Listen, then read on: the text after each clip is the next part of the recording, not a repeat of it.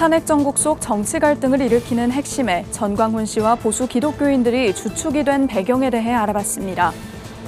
전광훈 씨가 내란 선동 혐의를 부인하며 기자회견을 자청했는데 스스로를 신격화하는 발언까지 나왔습니다. 부산 건강한 작은 교회 비전 모임이 기독교 역사를 돌아보며 갈등 해소 방법을 나눴습니다. 기독교 윤리실천운동이 극한 정치적 갈등 속에 있는 기독 시민을 위한 행동 지침을 발표했습니다. 전국신학대학교 학생연합 카츠가 혼란 전국으로 위기에 빠진 한국 사회와 교회의 회복을 위해 한마음으로 기도했습니다.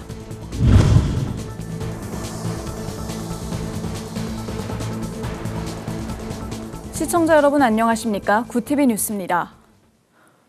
최근 기독교계가 윤석열 대통령의 계엄과 탄핵에 대한 찬반으로 큰 갈등을 겪고 있습니다. 더 중요한 문제는 비기독교인 시민들 사이에 기독교를 혐오하는 인식이 확산하고 있다는 점인데요. 대한민국 바로세우기 국민운동본부 의장 전광훈 씨가 애국 탄핵 반대 집회의 주축이 된 배경에 대해 짚어봤습니다. 보도에 김혜인 기자입니다. 서부지법 폭력 난입 사태를 수사하고 있는 경찰이 대한민국 바로세우기 국민운동본부 의장 전광훈 씨를 내란 선동 혐의로 입건했지만 전 씨는 혐의를 부인하고 있습니다. 하지만 전 씨는 부정선거 음모론을 제기하고 국민 저항권을 외치며 광장으로 사람들을 모아왔습니다. 이거는 집회를 통하여 1,000만 명이 한자리 모인 것을 보여줘야 국민 저항권이 완성이 되는 거야. 내가 깜방 가는 거 좋아해요? 좋아해? 그러면 안 가게 하려면 1,000만 명을 모아야 되는 거야, 여기에. 12.3 계엄 선포 이후 전광훈 씨가 주축인 애국 탄핵 반대 집회 규모가 대통령 퇴진을 촉구하는 집회 참여 인원과 대등할 정도로 커진 상황. 문제는 집회 참석자 중 상당수가 보수 기독교 신자로 교회를 정치적 전쟁터로 변질시키고 있다는 점입니다. 전광훈 씨는 극우 보수 기독교 신자들을 어떻게 결집할 수 있었을까? 느헤미야 기독연구원장 배덕만 교수는 보수 성향의 노년층 기독교인들이 가진 반공주의에 부흥의 성격의 집회가 맞물린 결과라 진단합니다. 그 어른들이 갖고 있는 반공주의를 전광훈도 같이 공유하면서 그것이 흔들렸을 때 한국이 초래하는 그 위험에 대한 어떤 그런 불안, 굉장히 공감하면서 기존의 부흥에서 하던 집회 양식을 지금 이렇게 극우 집회 속으로 정치적 차원으로 이렇게 변형해서 카타르시스를 일으키는 방식으로 그거를 잘 풀어나가고 있다. 한국외국어대학교 중동연구소 백승훈 전임연구원은 전 씨가 미국 복음주의 에반젤리컬 기독교인들의 정치 세력화 과정을 벤치마킹하고 있다 진단합니다. 정치 세력 결집을 위해 종교를 이용하고 있다는 것입니다. 미국의 소위 말해서 복음주의 에반젤리컬 크리스천들이 어떻게 정치화가 되고 자기네들이 정의라고 생각하는 것들을 실현해내는구나라는 걸 보고 그걸 벤치마크를 해서 이런 일들이 벌어지고 있는 것 아닌가. 지금 벌어지는 그 현상은 특정한 욕망, 어떤 이득을 위해서 이렇게 결집을 하는 과정에서 종교를 이용하고 있다라는 생각이 너무 많이 들거든요. 집회의 태극기와 더불어 성조기와 이스라엘 국기를 흔드는 이유 역시 철학의 부재를 신앙으로 대체하려 하기 때문이라 설명합니다.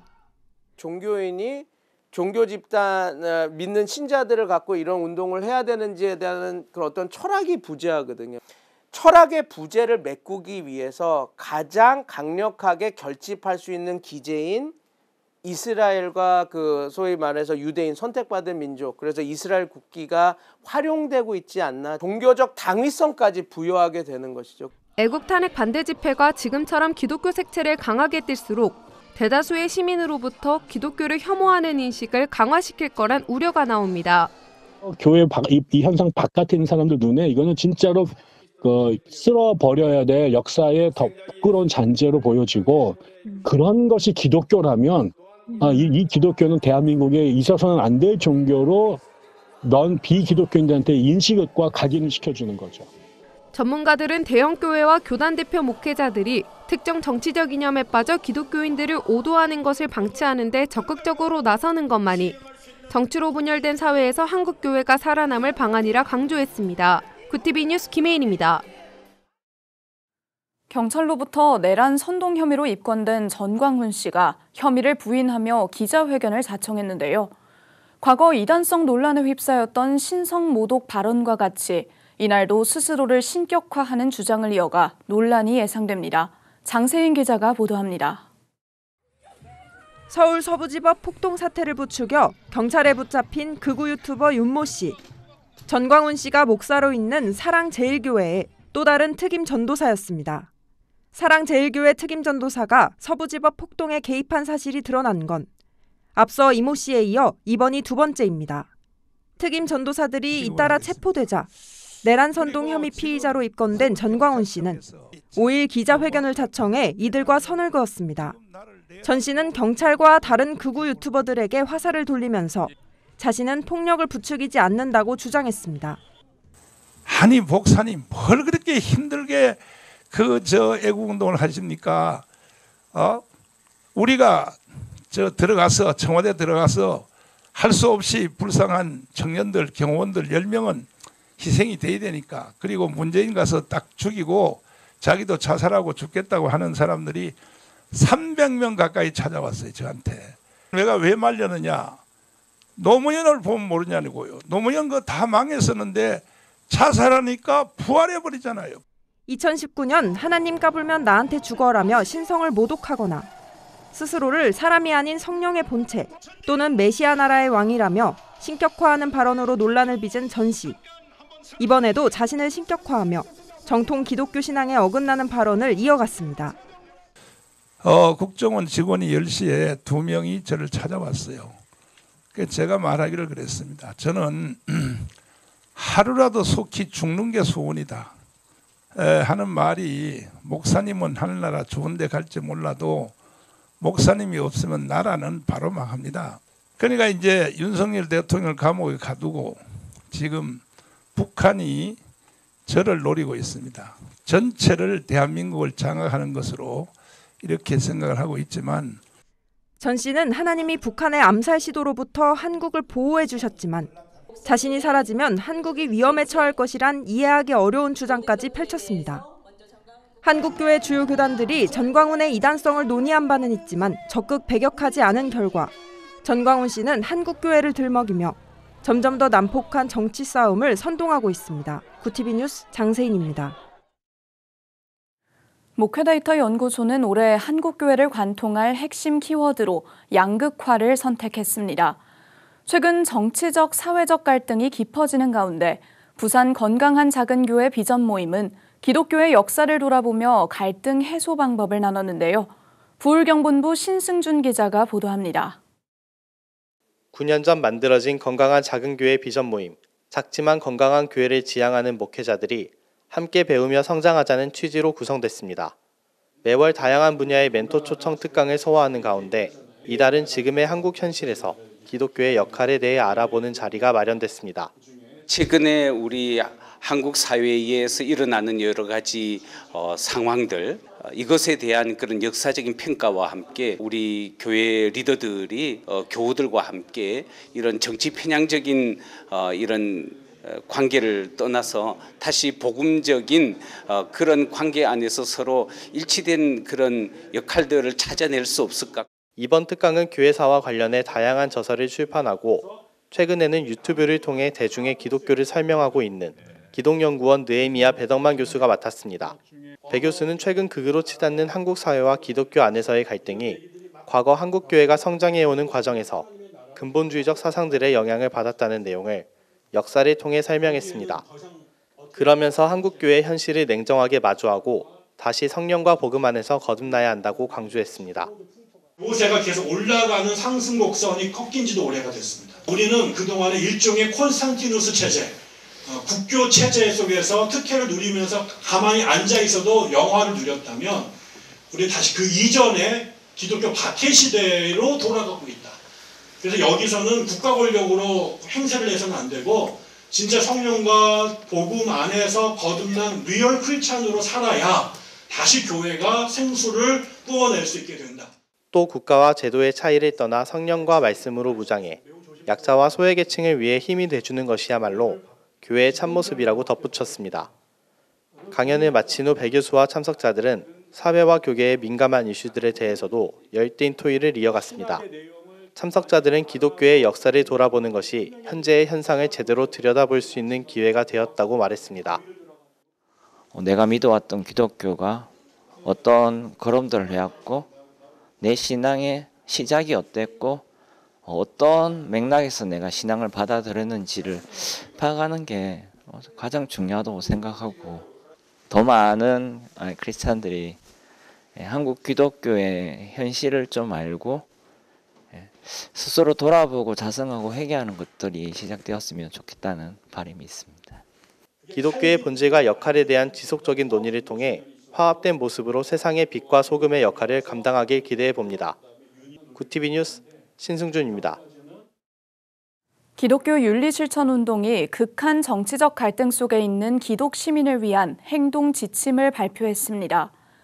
지침에 제시된 기독 시민이 하면 안 되는 행동으로는 폭력을 통한 자기주장 관철, 정치적 입장이 다른 상대방 혐오나 악마화, 사실 확인 없는 카톡 내용 공유, 국가기관의 정당한 법 집행 방해, 돈 받고 정치 집회에 참여하기 등이 포함됐습니다.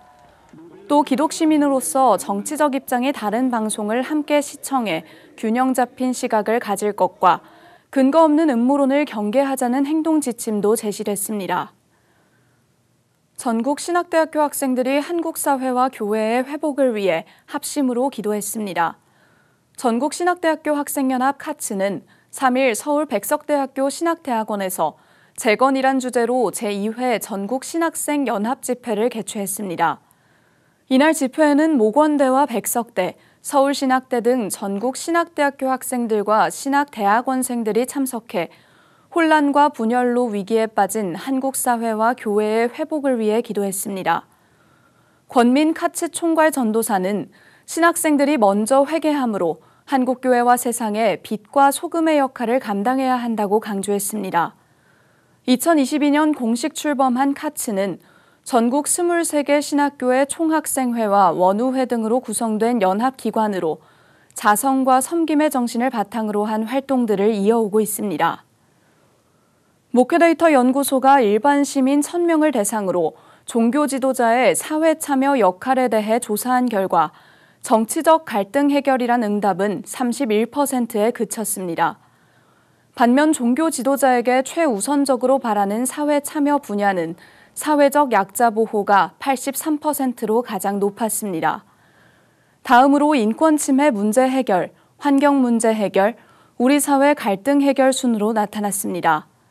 정치적 갈등 해결은 6위에 그쳤습니다.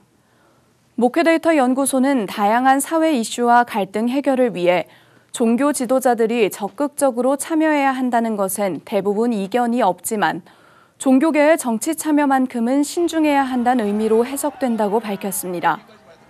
본 조사는 지난해 11월 22일부터 나흘간 진행됐습니다. 구TV 호남 전북본부에서 보내온 소식입니다. 기독교 대한성결교회 전북중앙지방회가 4일 명성교회에서 제73회 정기지방회를 열고 2025년을 이끌어갈 신임원을 선출했습니다. 이번 지방회에는 교역자들과 장로들이 참석해 교회 발전과 연합 사역을 논의했습니다. 개회 예배에서 설교를 전한 전북중앙지방회 회장 유진영 목사는 시작과 끝이 아름다운 사람은 하나님과 함께하는 사람이라며 오늘날 우리는 예수 그리스도의 마음을 품고 복음의 길을 걸어가야 한다고 강조했습니다. 예배 후에는 지방회를 위해 헌신한 이들에게 공로패와 감사장이 전해졌습니다. 이날 신임회장으로 선출된 정읍 명성교회 권형준 목사는 코로나19 이후 어려움을 겪는 작은 교회들을 돕고 지원하는 데 앞장서겠다며 섬김 사역의 비전을 전했습니다. 우리 지방에서 수고하시는 목사님들, 또 우리 장로님들, 또 대의원으로 함께 협력해서 동역해 주시는 모든 분들을 올 한 해 또 넘치는 하나님의 은혜가 있기를 바라고요. 각 교회들마다 또 행복하고 풍성한 그런 결실이 있기를 바라고 축복합니다.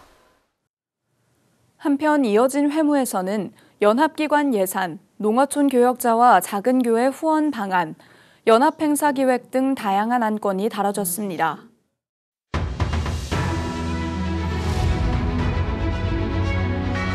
오늘의 이슈 포커스입니다. 윤석열 대통령이 12.3 비상계엄 당시 중앙선거관리위원회에 군 투입을 자신이 직접 지시했다고 밝혔습니다. 윤 대통령은 4일 탄핵 심판 변론에서 선거관리위원회에 군을 보내라고 한 것은 제가 김용현 장관에게 얘기한 것이라 말했습니다. 이 발언에 국회 대리인단 김진환 변호사는 중대한 헌법 위반이라고 비판했습니다. 붕괴 위험이 있는 전국 아파트와 연립주택 11곳에 342명이 살고 있다는 사실이 감사원 결과 드러났습니다. 감사원은 4일 이 같은 내용이 담긴 시설물 안전점검 진단제도 운영 실태 보고서를 공개하며 취약계층 노인이나 같은 비용으로 다른 곳으로 이사하기 힘든 영세 임차인들이 입주해 있었다고 밝혔습니다. 감사원은 건물 사용을 금지시킬 의무가 있는 국토교통부에 주의를 요구했습니다. 소비자 물가 상승률이 5개월 만에 2%대에 진입했습니다. 통계청이 5일 발표한 소비자 물가 동향에 따르면 1월 소비자 물가 지수가 지난해 같은 달보다 2.2% 상승했습니다. 이는 원달러 환율 상승으로 석유류 제품 가격이 올랐기 때문으로 분석됩니다. 기획재정부는 확고한 물가 안정기조 정착 노력을 지속하겠다라고 밝혔습니다. 소상공인 폐업공제금 지급 규모가 사상 최대를 기록했습니다. 4일 중소기업 중앙회에 따르면 지난해 폐업한 자영업자에게 지급된 노란우선 폐업공제금이 1조 3,908억 원으로 집계됐습니다. 이는 장기간 지속된 내수 침체 영향으로 가게 문을 닫은 자영업자가 늘어난 것으로 해석됩니다. 국내에서 신종마약 러쉬를 만들어 유통한 20대 남성이 경찰에 붙잡혔습니다. 이군 임시마약류인 러쉬는 최음제의 일종으로 흡입 시 심장 발작 등을 유발할 수 있습니다. 경찰에 따르면 도미니카 연방 국적 A씨는 지난해 9월부터 베트남에서 마약 원재료 등을 화장품으로 위장해 국내로 들여왔으며 영등포구 은신처에서 마약을 가공해 유통한 혐의를 받고 있습니다. 구티비 뉴스 전두원입니다.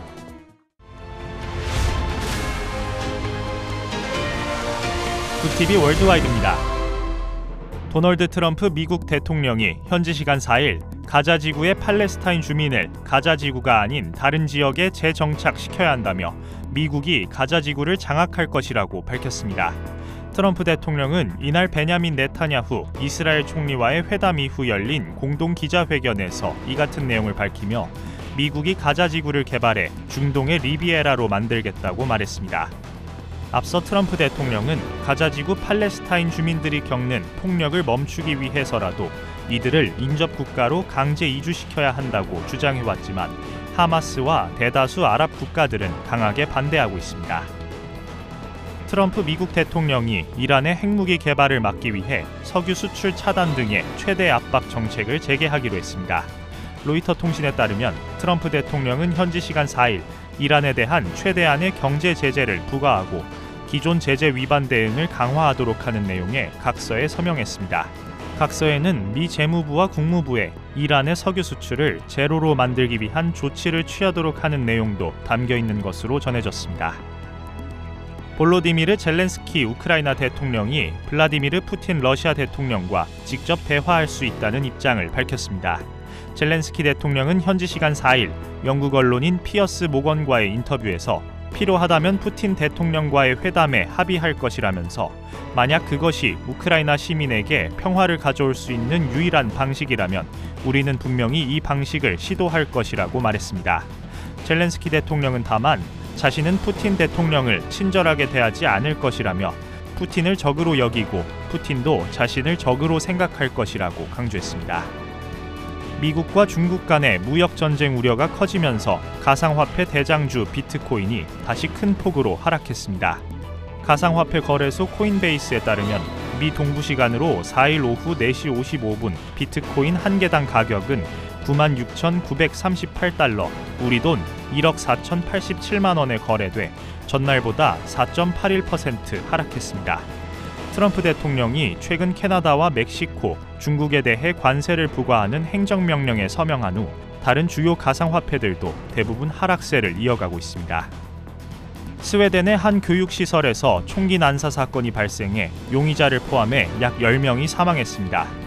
현지 시간 4일 AP통신 등에 따르면 사건은 이날 낮 12시 30분쯤 수도 스톡홀름에서 서쪽으로 약 200km 떨어진 웨레브로 지역에 있는 성인 교육센터에서 발생했습니다. 경찰은 당초 사건 직후 최소 5명이 다쳤다고 밝혔지만 조사가 진행되면서 용의자를 포함해 약 10명이 사망했다고 추가 공지했습니다. 경찰이 출동했을 당시 연기가 자욱해 방화 시도도 있었던 것으로 현지 경찰은 보고 있습니다. 한편 울프 크리스테르손 스웨덴 총리는 사상 최악의 총기 난사 사건이 발생했다며 희생자들에게 조의를 표했습니다. 구티비 뉴스 권현석입니다.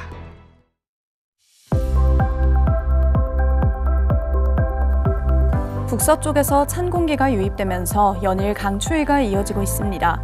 내일도 서울의 아침 기온이 영하 12도까지 떨어지겠는데요. 낮 기온은 오늘보다 소폭 오르겠지만 체감 온도는 여전히 영하권에 머물겠습니다. 수도권에는 오후부터 밤사이 눈이 내리는 곳도 있겠습니다. 이어서 전국 날씨입니다. 내일 한낮 최고 기온은 서울 0도, 강릉 2도를 보이겠습니다. 남부지방의 경우 대구와 광주 3도, 부산은 4도가 예상됩니다. 날씨였습니다. 광화문 광장에서 열리는 탄핵 반대 집회 주축인 사랑제일교회 목사 전광훈 씨가 내란 선동 혐의로 입건된 가운데 해명 기자회견에서 나온 발언들로 또 한 번 지탄의 대상이 되고 있습니다. 구티비는 전광훈 씨로 인해 많은 목회자들의 명예가 실추되고 있다는 시청자 의견을 존중해 전 씨에게 목사라는 호칭을 사용하지 않기로 정했습니다.